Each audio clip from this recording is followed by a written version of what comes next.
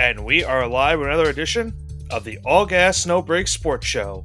I am one of your co-hosts, Nicholas Pavona, joined alongside, as always, by my co-host, Andrew Johnson. And now, we are 10 weeks into the National Football League season, and honestly, Johnson, at this point, I still don't know who the best teams of football are at this point in the season. A couple of big upsets, a wild couple of games as well.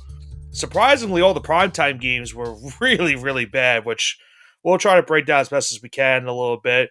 There was also a head coach shakeup as well for a team that, I may or may not root for. We'll talk about that a little bit after our game recaps are over. But yeah, very interesting week 10. We now go into week number 11, a nice loaded slated week number 11 coming up this weekend. And, usually I would say I'm looking forward to football, but it's been a season. It's been a season. Well, Nick, I'm not mad. You're not mad? All right, just making sure. No. All right. Never not. So, let's just go straight into it. Let's talk about that Broncos-Raiders game. Nothing really much to talk about. There really isn't. Yeah, what can you talk about this game? You fell asleep for 3/4 of the game, and you didn't miss anything. So, you tell me. The Broncos are 8-2, best record in football, which is, I saw the stat actually. This is the one thing I found interesting. The Broncos have the best record in football, but they also have, they lead the league in punts this season. I don't know if that's ever happened for a team where they lead the league in punts, but also have the best record in football. Or at least a tie of it. It doesn't matter. It could mean they just have a really good defense, which is the case. Which is absolutely the case. I think the concerning thing for Denver is their offense has been absolutely abysmal the last couple of weeks outside of that Cowboys game. And now they might lose J.K. Dobbins for a couple weeks. He might be going on the IR. So R.J. Harvey fans, if you're a fan of him in fantasy, you finally might get to see him be the workhorse. I have R.J. Harvey. Yeah, and I have J.K. Dobbins. So that just goes to show you I'm not really too happy about that. But yeah, Harvey should do something well in that offense for the next couple weeks, depending on how long Dobbins is out. Cortland Sutton really hasn't been involved in the offensive game either, which has been kind of surprising. Troy Franklin has been like the guy to go to for Bo Nix at this point in the season, which is a weird thing to say. But despite the fact Denver, despite a really bad offensive showing the last 2 weeks, have found a way to win each week. And you mentioned it, their defense is a big reason for that. They lead the league in sacks. They've been doing great numbers all season long. And they have a big test upcoming this weekend against a hated division rival, which in that game, they can't really get away with an offensive performance like this. They're going to need the offense to somewhat wake up in that matchup on Sunday. That's best I can do by recapping that game. Yeah, I think you kind of recapped it as much as not really much for me to add here. Just that the Broncos may be the fakest 8-2 team. There are other teams that people they're think getting. The bad thing about them right now is they're getting comparisons to the Steelers in 2020 when they went 11-0, and we all know how that ended. Chief. I think there's like 4 teams like the 2020 Steelers playing right now. Yeah, you could make the case. That is indeed the case. But hey, let's talk about the international game that was good. We had. Yeah, let's talk about that Falcons-Colts game, which was an OT stunner that the Falcons ended up winning. The Colts ended up winning. Excuse me. Falcons dropping off a close game against a contender, and it was on the back of Jonathan Taylor. I mean, he is making it very tough for voters not to vote himself as the MVP of the league. I mean, he's been unbelievable for the Colts this season. 32 carries, 244 yards rushing, another 3 rushing touchdown game for him in this one. I mean, there's just not much you can do to stop this guy the way he's been playing all season long. The Colts defense has been definitely a bit of a concern this season, so they're still trying to figure out the next couple of weeks how they can, alter that problem. That's why they try to get Sauce Gardner and company to try to fix that defensive lapses the last couple of weeks. But despite the fact the offense is clicking on all cylinders right now, Daniel Jones had a better game than he had the week prior against Pittsburgh. Did throw an interception in this game, but still was very efficient, threw a touchdown pass as well.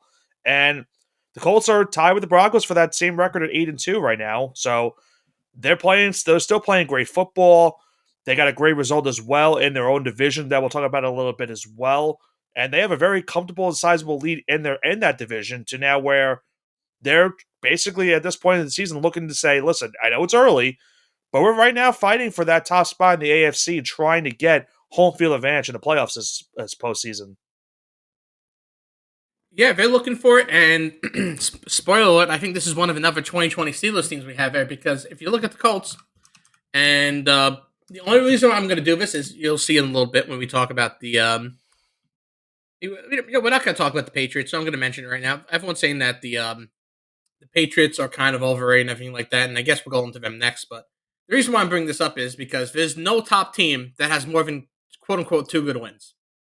The Colts don't have more than 2 good wins.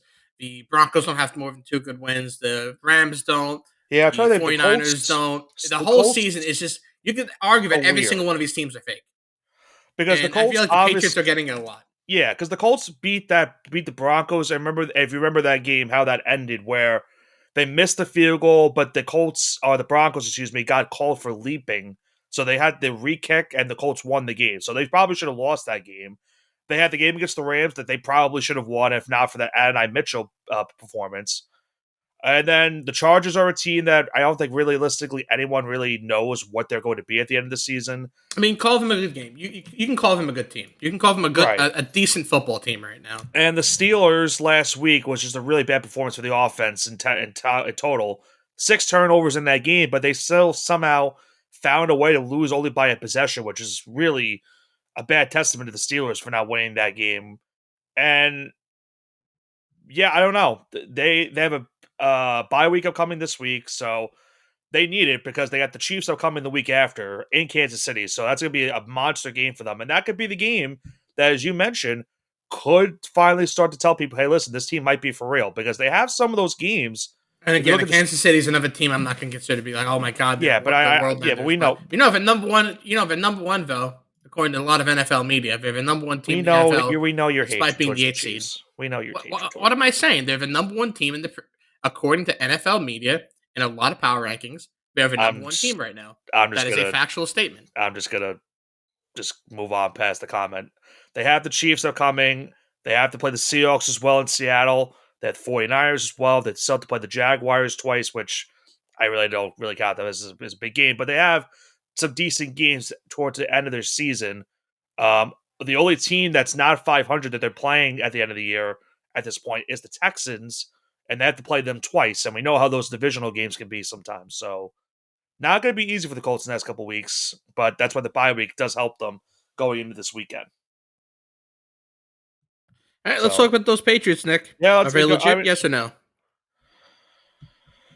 I'm going to say right now they're a good team. I'm not going to say they're a great team. I'm going to say right now they're a good football team. And I said that this is a very favorable schedule to you at the beginning of the season, and that's why I liked them as a playoff team. I agreed.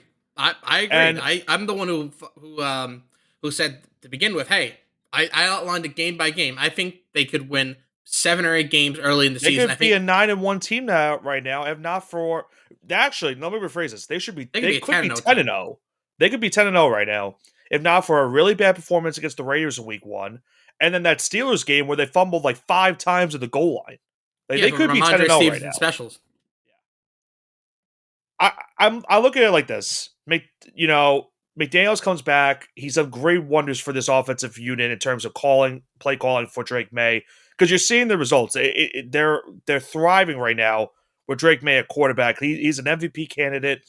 And the biggest thing that I saw in this game that was really, something that the Patriot fans, and I know you can attest to this, they've been waiting for all season.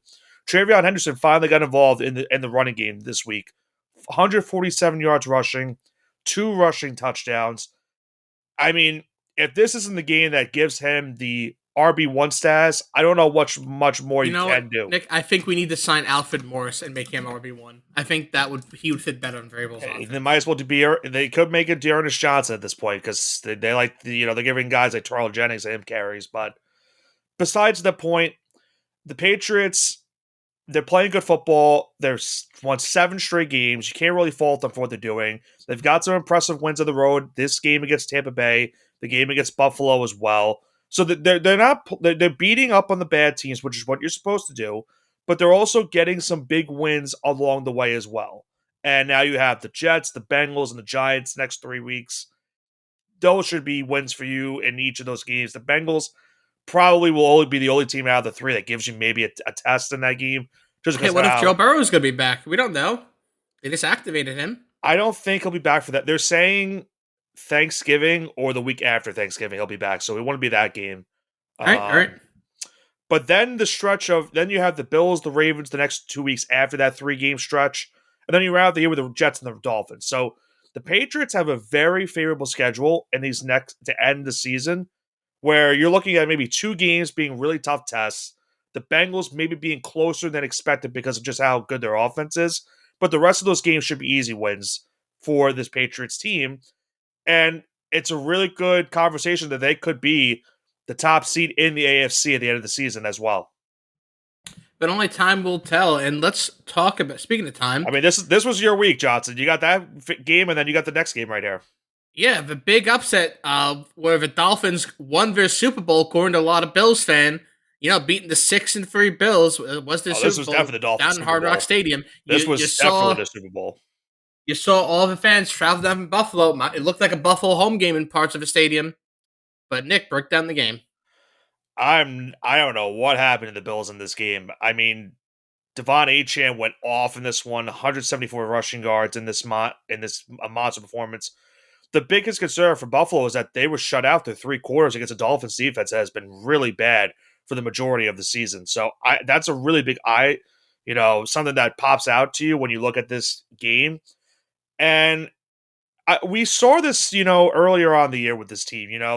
They had close calls against this same Dolphins team that Thursday night game earlier on in the season. They had a close game against the Saints that they pulled away late, and then they lose to New England. They got beat up by Atlanta on the road. But then you thought things were going right from the last 2 weeks. They beat up on the Panthers, and then they get a monster win against the Chiefs last week.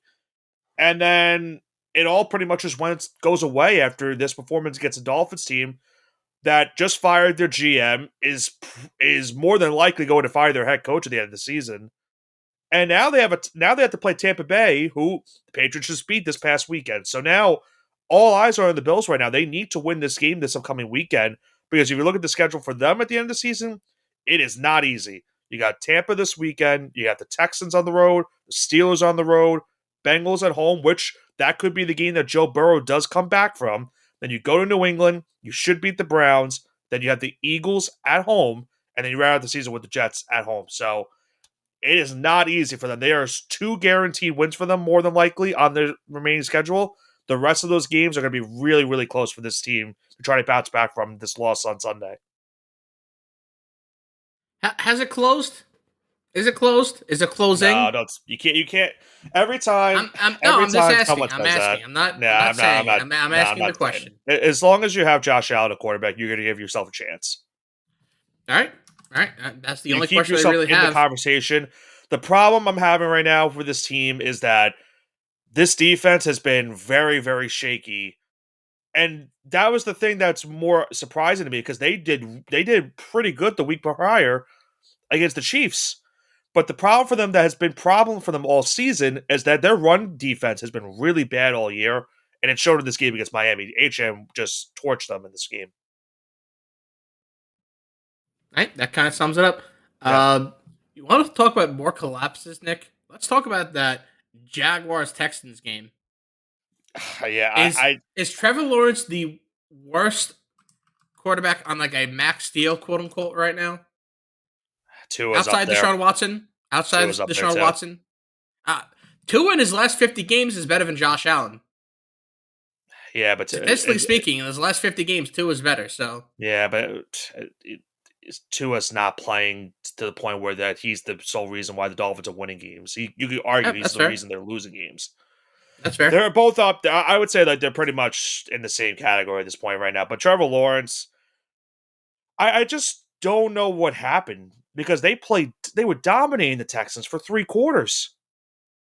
To give up, I mean, listen, as a fan that saw a team give up 30 in 1 quarter, I feel for Jaguars fans, because this was pretty much almost synonymous with what happened with the Giants and Broncos game a couple of weeks ago. And they give up 26 points in the 4th quarter. Davis Mills, the backup, keep in mind. This wasn't CJ Stroud playing for Houston. It was Davis Mills getting the start because of the CJ Stroud concussion. And the Texans get a much needed win. They needed this game, and they got the job done. Yeah, and I want to talk about Tua's performance a little bit more. Uh, on the season, he has 10 touchdowns, 7 picks. He doesn't even have 2,000 yards. He's thrown under 50, under 60%. Games under 60 against the Texans and under 50 against the Rams. Passer rating is 79.3. It's going down every single year since his sophomore year. Obviously, year one, it was an experimental head coach, Urban Meyer, yada, yada, yada. We get it. We don't count that. But you're talking about sophomore year on? You're talking about Trevor Lawrence. Talk about T-Law. Oh, I thought you said Tua before. That's why. No. Okay. Apologies. Continue. Yeah, but T-Law has been on a steady decline. It seems like he peaked his sophomore year when he had an actual head coach. And it's not getting any better. It's not like his team is getting worse either. I would argue he has better weapons now than he did 4 years ago. No, I mean, listen, I like them getting Jacoby Myers in that trade at the deadline. Brian Thomas didn't play in this game, but he's when healthy, and if he could wake up from have the similar season he had last year, he's a good wide receiver. But the problem is now they lost Travis Hunter. He's going to be out for the rest of the regular season, so that's a big blow for this offense. But there's playmakers on this offense. There's that is not the test what you were saying. They have the playmakers there. I'm just not certain what happened with this, how badly this collapse happened. Not only that, but the defense has been playing pretty solidly for the majority of the season, and they just had an absolute collapse of epic proportions that keep the Texans alive in maybe not the division race, but it definitely keep them alive in the postseason race for a wild card spot. Yeah, and I don't really have much more to add on this, Nick. We want to head into our next game? Yeah, let's go into our next game. And, we saw the Texans get revenge from an earlier loss this season to the Jaguars. How about another team getting revenge from an earlier season loss this week? The Los Angeles Rams are playing some great football these last couple weeks. They get revenge on the 49ers from that Thursday night game a couple weeks back, and they just dominated them. The score doesn't really show it as much. It was a 16-point win for the Rams, but this could have easily been a 3 or 4 touchdown difference in this game. Matt Stafford, he's got to be in the MVP conversation right now with the way he's been playing the last couple weeks. Another 4 touchdown performance and no interceptions. Their defense was really shutting down Mac Jones for the majority of that first half. And, Gay Puka Nacua has been helping them as well. Devontae Adams is having a nice season for them too. And Kyren Williams is still a very solid running back. So the Rams are starting to get into that category where a lot of people are liking them as a potential Super Bowl favorite at the end of the season. Yeah, Matt Stafford, 115 and 1. Yeah. Finally has not a losing record for one of the first times, if not, I think the first time in his career. Yeah, a lot of bad he was on that Detroit historic 0-16 Lions team, him and Megatron, and you kind of really feel it's a really feel good story. Maybe not. He was on the. Yeah, I was going to say, wasn't that how they got Stafford? Yeah, excuse me. He was on the year before. He was definitely on like a 1-win team though. I think he was on like a 1-win Detroit team. He was on the Detroit team that went 2-14. 2-14, okay. 2-14. Not sorry, Matt. Giving you a little bit less credit. I think Calvin Johnson was definitely on the 0-16 Megatron team. was on that. Yes, he was. Yeah, he was definitely on that team. But anyway, talk more about Matt Stafford, and he has quietly garnered a Hall of Fame resume now. I think if Matt Stafford can get to 10 games above 500, seeing that where he came from, especially in the latter half of his career in the 2020s, the success he's had with Los Angeles, easily could be a Hall of Famer. He has the passing. He has a Super Bowl ring. He has the passing yards. He has the touchdown to interception ratio. He got the Lions. And he might have the wins now soon. Right, and he got the Lions back to their first playoff appearances since the days of Barry Sanders. So, I mean, it shows you that he's been an unbelievable player in the league, and I think he's finally getting the recognition he deserves this late in his career at this point because arguably to me right now, Drake May and Matt Stafford are the two favorites to win MVP in my I opinion. would I think agree. those are the two guys. Like I don't like. There's some other people that are in conversation, but I think those are the two vote leading getters right now to win MVP at the end of the season. Yeah, no, I would definitely agree with that. That's how I look at it. But this is a monster win for the Rams because we'll talk about their game this upcoming weekend. It was really big for them to get this win over the 49ers because first place will now be on the line this upcoming weekend between them and Seattle. We then round out this week.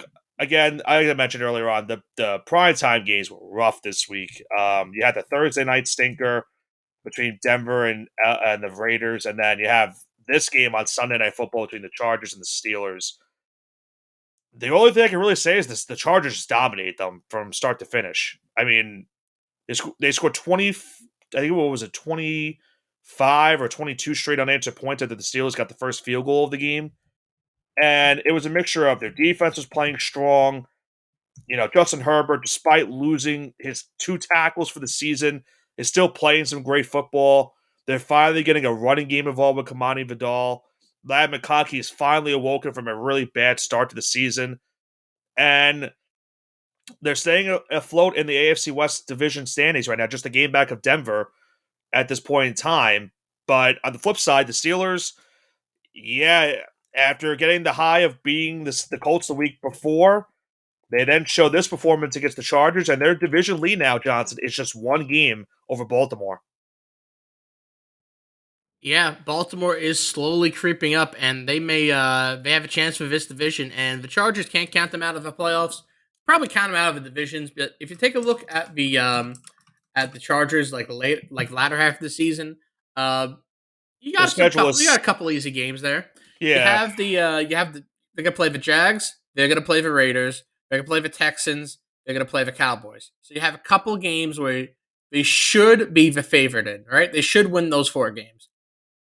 Then you have the games against the Eagles, Chiefs, Broncos, Chiefs at Arrowhead. you're at You're gonna Denver. have And keep in yeah, mind, it's gonna be a they little already rough. beat every single team in the division at least once. So, as we talked about earlier, it's not easy to sweep a division rival in a season. They have to now try to do that at the latter half of their season. And as you mentioned as well, they're going to Kansas City and going to Denver for those two of those games. So, I mean, it's good gonna luck. be unfortunate because really seems that like the Chargers are gonna have an 11-win season and be a wild card, and that's just highly unfortunate. Never want that, especially when the AFC North team's probably gonna get 9 or 10 wins and Yeah. squeak on by.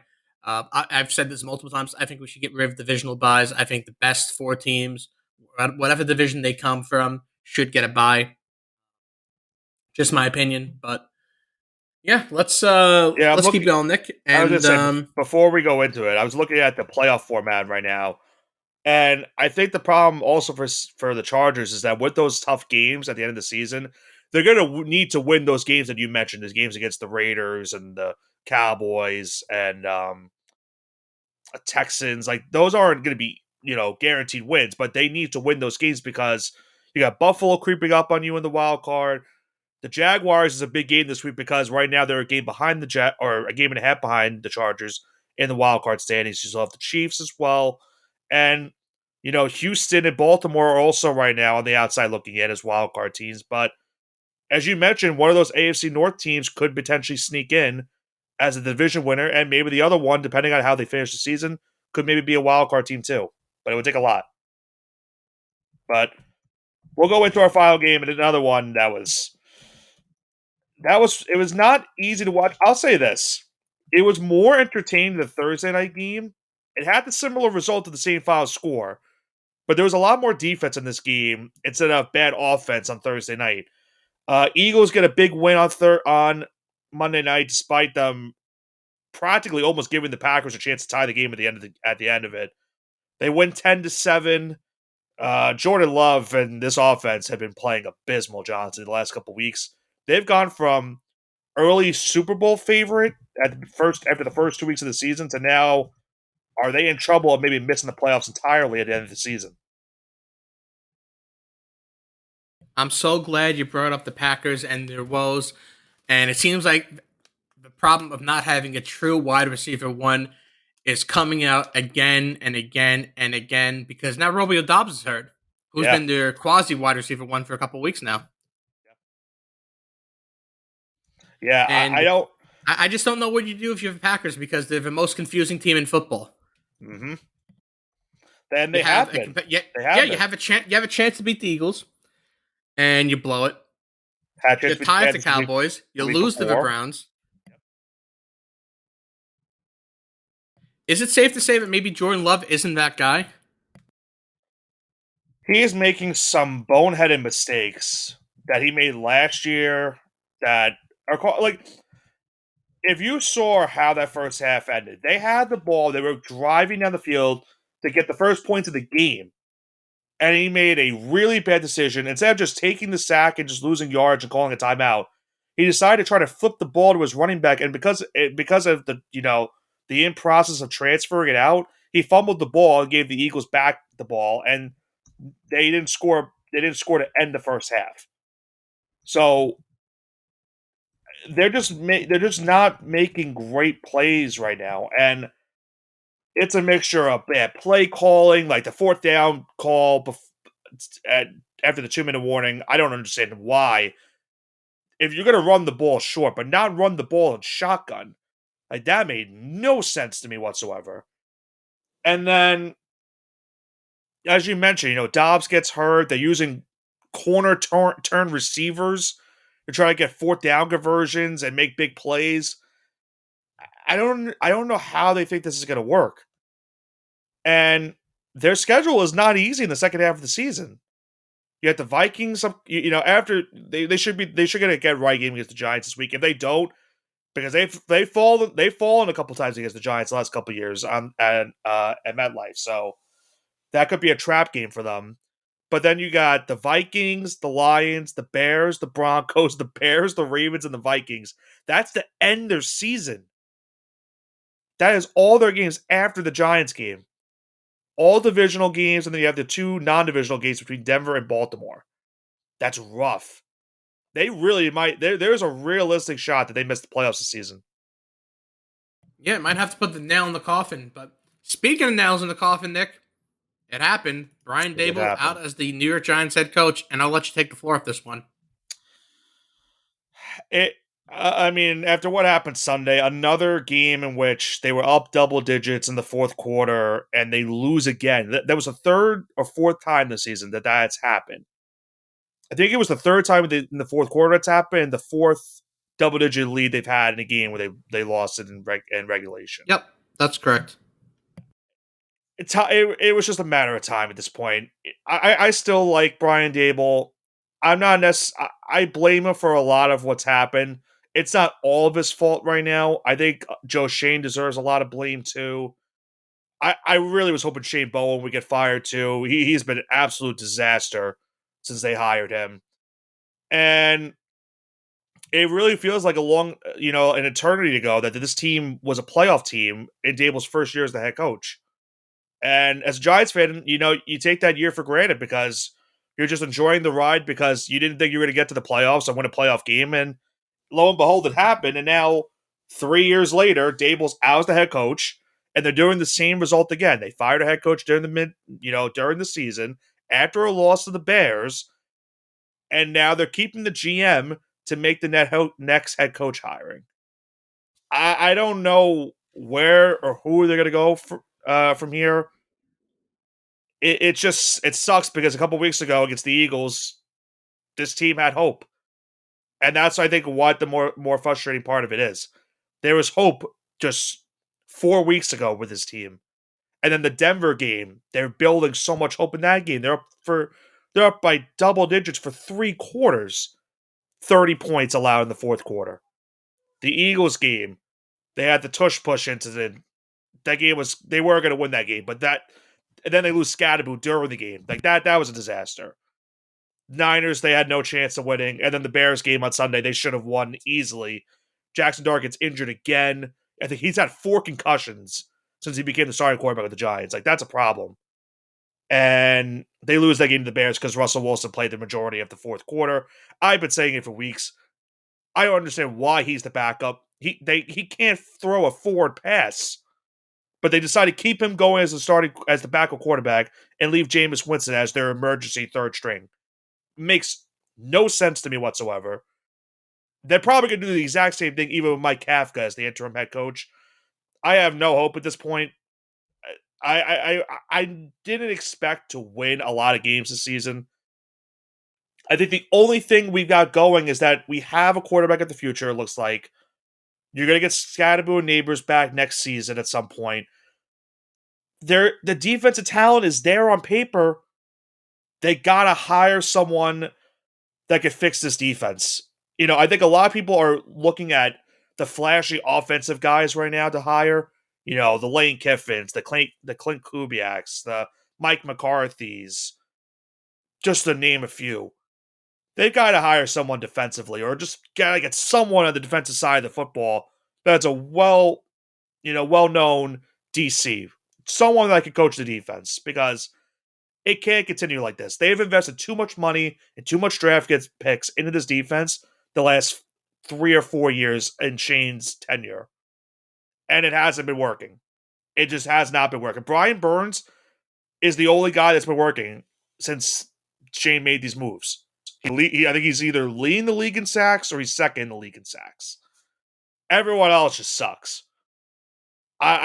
It's just down bad hours for the Giants at this point.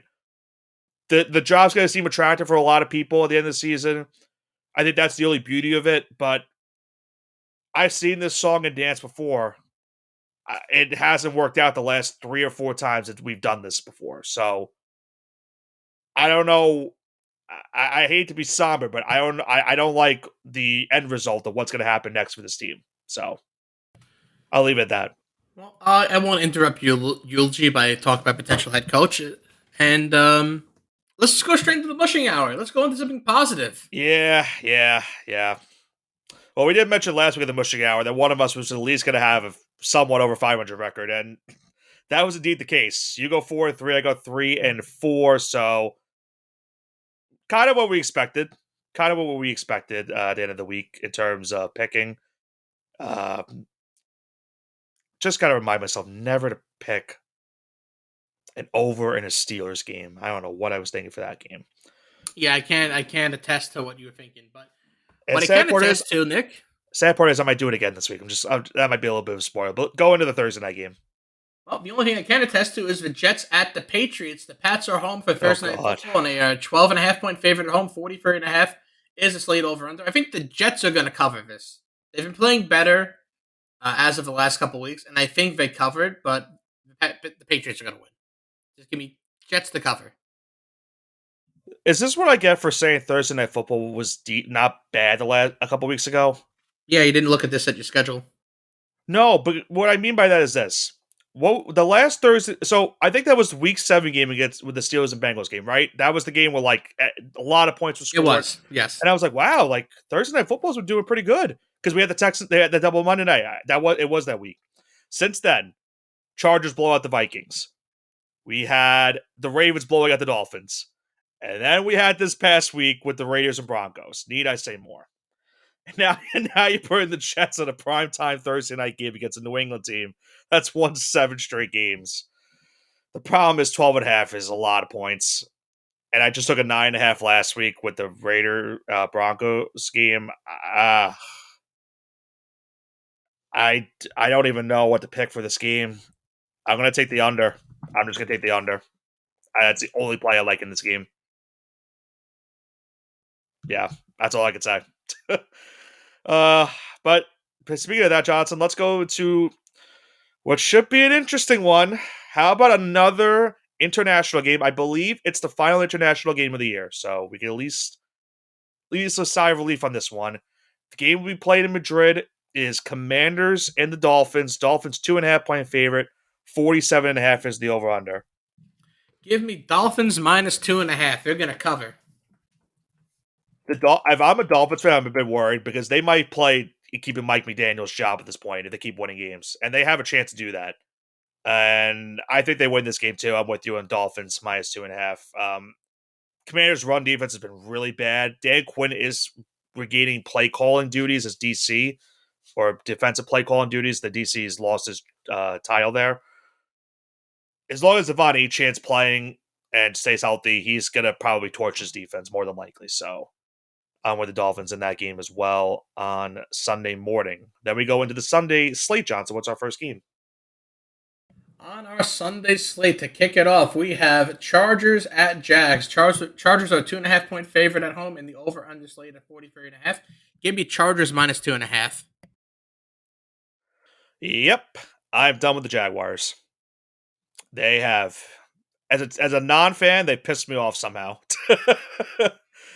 They were my division winner at the beginning of the season. It's obviously not going to happen with the way the Colts have been playing. But that Sunday was a game they needed to win. They could have been 6-3, and instead they're 5-4, and they lose this game, and they're going to be 500 and out of the playoffs if that happens. So I'll just take the Chargers.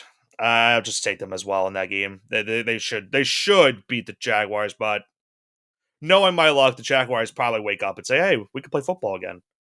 For 4 quarters this time, at least.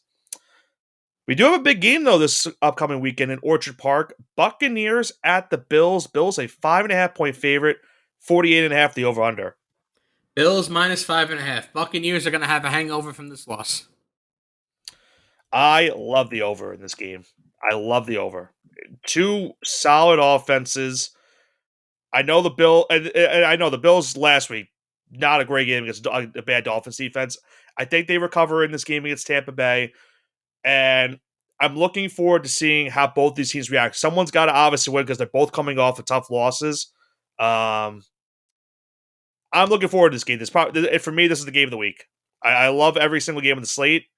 I understand we have Lions and Eagles on Sunday Night Football, but I think the Bills and Buccaneers are going to be the game that everyone talks about this upcoming weekend. So I'll take the over in that matchup at Orchard Park on Sunday. What do we have in our next game? We have the Bears at the Vikings. The Vikings are a 3.5 point favorite at home, and the over under slate at 48.5. Vikings to win this one and the cover. Vikings minus 3.5. Yeah, they had a tough loss on Sunday against Baltimore. Game they could have probably had a chance to win, but their offense just really struggled in the first half. Bears, they're on a win streak. Has it been pretty? No, but they're on a win streak. You got to give that at least. They're in first place, too. I look at it like this. I always say it's tough to, sweep, the division opponent anytime and point, especially when it's the NFC North. I want to pick the Bears in this spot to cover. I am a bit worried, though, about that road environment and how the Vikings defense has been for the majority of the season. So I'm going to go with Vikings minus 3.5 as well in that game on Sunday in Minneapolis. Then we have our next game, Johnson. Bengals at the Steelers is Steelers minus 5.5, 48.5 the over-under. Bengals plus 5.5. They're going to cover, and I think they're going to win here. The Steelers are going to continue to collapse. Yeah, call me crazy. I'm taking the over in the Steelers game again. I'm going to call you crazy. It's just because of the Bengals defense. It's only because of that. I wouldn't do it if the Bengals defense wasn't playing in this game. Yeah, I'm just expecting points. And we saw what happened last time these two teams played. Flacco and Rodgers gave us one of the best games of the season in terms of offense. I don't think it'll be up to that standard, but I still think we could get to 50 points in this matchup between these two teams. So fair analysis. I'll take the over in that game. But another big game, Johnson, that is going to be huge this upcoming weekend. It's battle for first place in the NFC West. Seahawks at the Rams. Rams 3.5 point favorite, 48.5 the over under. Rams minus 3.5. I think this is an easy one. Ooh, easy one, you say. I'm gonna pick with them as well. I just like what they're doing right now, and I feel like Seattle at some point is gonna have one bit of a slip up game. I think this is probably it. But I expect these two teams. I don't know if you agree with me, but I expect these two teams to split their matchups this season, with the home team winning in each of those matchups. So a bit of a spoiler for when they play later on the season, but I will take the Rams minus 3.5 in this matchup in a quote unquote home game. But I expect the Seattle Seahawks fans to outnumber the Rams fans in this game, despite that being the case. In Los Angeles, what do we have in our next game? We're gonna have the Chiefs going into Mile High Stadium to take on the Broncos. The Chiefs on the road are a 3.5 point favorite, and they are a over under slate at 44.5. I'm just gonna take Chiefs money line because if I pick the right, if they win, they win. And if they lose, I win. So Chiefs money line. Mm. Yeah, that 3.5 scare you, huh? Yep, yep. I'm Yeah, not gonna mess. yeah. I'm with you. That's a really tricky line. I'm gonna take it. Call me a madman. I'm just gonna take the Chiefs minus 3.5 in this game. They're coming off a bye week. The Broncos, they're bound to lose. No offense, Bronco fans. 7 straight wins, but you have been doing it in the weirdest possible ways. I've seen this before with a lot of different teams. There's going to be a game where it gets pretty ugly. I don't know if it's going to be this game against the Chiefs, but it could be the second matchup they have with the Chiefs that could get ugly. So I got KC minus 3.5 in this matchup in the Mile High this upcoming Sunday. Our next game we have Sunday Night Football, Lions at the Eagles. Lions are a 2.5 point road underdog, and the over-under is 46.5. Lions plus 2.5. I think they win this game too. So give me the Lions plus 2.5. I'm not really buying the Eagles. Well, you know what? I took the opponent last week, the Packers against the Eagles, and that didn't really work out for me. But at least I have confidence that the Lions offense can do a lot better than the Packers offense can. So I'm going to go with you as well. Lions plus 2.5. Big game, obviously. The two teams with the best record in the NFC last year, meeting on Sunday night. Expect a good one, but I think I agree with you. I think Detroit wins this game. At least I'm hoping they win this game outright in Philadelphia. And then Johnson, we rounded out Monday Night Football. On Monday Night Football, we have Cowboys at Raiders, which I Oh will be boy, sleeping for. The Cowboys are a 3.5 point favorite on the road, and the over under slate at 50.5. Cowboys to win and to cover. Cowboys minus 3.5. I have never been happy to be at Monday Night Raw more in my entire life. Next Monday night, I don't have to. I don't really have to watch this game. I'll just watch the highlights and see what happened at the end of it. I'm gonna be called crazy for this one.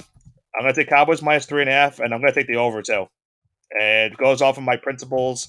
If it's a Cowboys game, I'm taking the over in pretty much every game right now at this point with them. I haven't done a double pick in a while in the NFL. I'm going to do it for this one because of the Cowboys defense. So I'll take the Cowboys to cover and take the over as well in that game. Hopefully hopefully these primetime games are anyone remotely better than what we just had this past weekend because they were all bad. I don't remember the last time we had all three games be that bad. I don't know what to tell you. It's just, it's all pretty bad. Yeah. Yeah. Yeah. Yeah. That's how football's been this season for me. At least you're riding a high right now with New England. I am, but I'm not gonna take it for granted. You know, No, just slip away an instant. So because taking it week by week. you've seen how bad it can get. Oh yeah, no thanks to Rod Mayo. I'm good. Maybe you guys should hire him. He's available. I don't know. He probably on the couch somewhere. Maybe he's coaching Pee Wee, but you guys can give him a hire. Tennessee firing Mike Vrabel was the dumbest thing ever. So dumb. So dumb. Yeah, Said it, not me. Knowing the Giants, they probably hire Rod Mayo. I wouldn't be surprised at this point.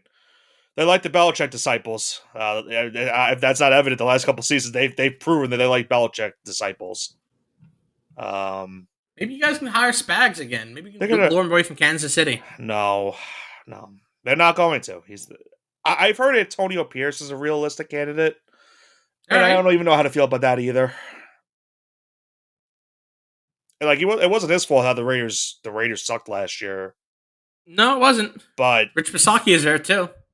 I'll talk about a blast in the past. Yeah, I forgot about Rich Bisaccia. Wow. I don't even know if he's on the Packers still in their special teams unit. But he might be still. But yeah. We'll see what the Giants do the next couple months. Right now, it's weird because like they have the number 3 overall pick of the season ended today, and I'm just like, okay, I've been here before. I kind of know how this goes. Well, there's a positive, Nick. You don't need a QB. So you having a top draft pick and not needing a QB is a luxury in the NFL. Yeah, because I think the best thing for us right now is if a team gets desperate at quarterback or needs a quarterback, we could trade down. So maybe that's the only thing. All I'm gonna say is, when it comes to the mock draft or the big board, He's right there. Francis is there. The best offensive tackle, in my opinion. Yeah, I think if they, I mean, I want to take him at 3, but I mean, if they could trade down and get him, Yeah, if like they in the take him at top like 10, 7. yeah, Yep. yeah, exactly. Like if they could trade down and get him, that's great. That'd be a home run. But we'll see. It sucks. Another year where I got to look at the NFL draft mocks, and I it's love only November Tankathon. 11th. Tankathon used to be my favorite time of year as a Knicks fan. Every single year, I'd run the Tankathon by the Yeah, 15th game of the season. yeah.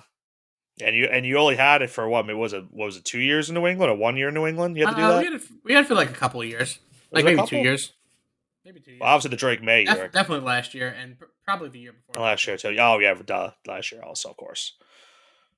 Okay, so you had 2 years doing it, but obviously it looks like the evil empire, as a lot of people are quoting right now, is back again. So We never left. We just took a hiatus. a little hiatus. That's fair. The Empire Strikes Back. Is that what I'm hearing? Oh, maybe only if we win 6 more Super I Bowls. want royalties, New England, for that one. I want royalties. I just came up with a great slogan. Yeah, it's too bad Walt Disney owns it. So Son good luck, pal. Let's not talk about Disney and what they're doing to our football. They've already ruined coverage of college football and Monday Night Football for Shout out past couple YouTube weeks. TV. Oh God, yeah. Let me tell you. Enough about that. Let's wrap it up here, Johnson. That's going to do it for this week's edition of the All Gas No Break Sports Show. Week number 10 is in the books, and we now head into week number 11 of the National Football League season. Kicks off on Thursday night with the Jets and the Patriots. Good luck, New York, in that game. Then you have a big slate on Sunday. You've got the Buccaneers and the Bills. You've got the Bears and the Vikings, Seahawks, Rams, Chiefs, Broncos, Lions, and Eagles to run it on Sunday Night Football. And then on Monday night, oh boy, Cowboys, Raiders. We'll see how that game goes. But Johnson and I will recap it here next week on the show, and we'll see how all this results going into week number 12. For Nicholas Pavona and Andrew Johnson, this has been the All Gas No Break Sports Show. Have a great rest of your week.